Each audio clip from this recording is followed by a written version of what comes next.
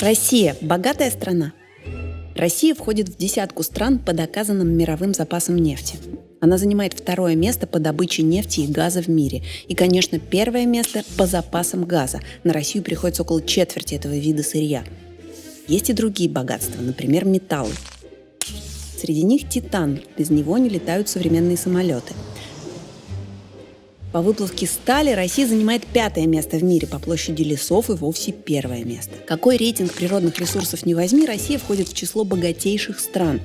Во-вторых, когда говорят о России как о богатой стране, вспоминают и людей. И это не просто пафосные речи. Во всех мировых рейтингах наша страна занимает очень хорошее место по так называемому человеческому потенциалу. Люди в России образованные. В возрасте от 25 до 39 лет у 39% россиян есть высшее образование. В Германии только у 20%, а в Великобритании у 31%.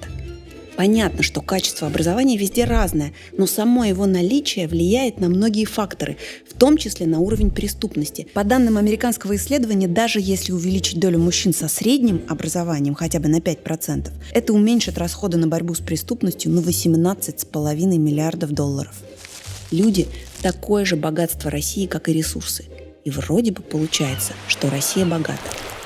Но на это можно посмотреть и с другой стороны.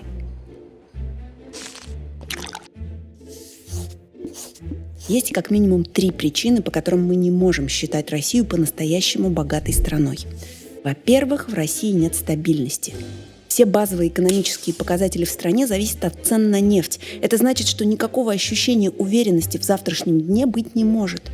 Нефть – волатильный товар. Он за несколько лет может вырасти в цене в 2-3 раза, может упасть вдвое всего лишь за квартал. Нет возможности планировать жизнь на годы вперед, как в других странах. Вот простой пример. В Норвегии есть государственный нефтяной фонд. В нем хранится более 860 миллиардов долларов. Это сильно больше 2 российских стабфондов вместе взятых. А ведь в Норвегии живет только 5 миллионов человек. Во-вторых, неравенство. В России по официальной статистике более 20 миллионов человек живут за чертой бедности. Зато у 7 человек из списка Forbes состояние больше 10 миллиардов долларов. В России живет 96 миллиардеров. Это 3-е место в мире. 1/10 российских домохозяйств принадлежат почти все активы в стране. Наконец, 3-е. Проблема масштаба.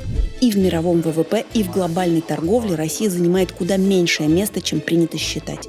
На Россию приходится 1/9 часть суши и при этом меньше 2% номинального ВВП.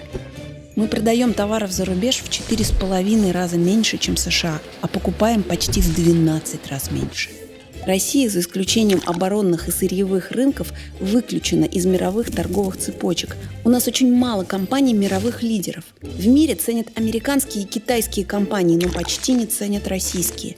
Мы смотрим на карту мира и видим, что Россия – самая большая страна. Мы вспоминаем двуполярный мир, как мы пытались догнать и перегнать Запад, но холодная война закончилась. Реальность такова, что с точки зрения экономики Россия не такая уж большая и не такая уж богатая страна. Вернее, даже будет сказать так. Россия – богатая страна, но это страна нереализованного богатства.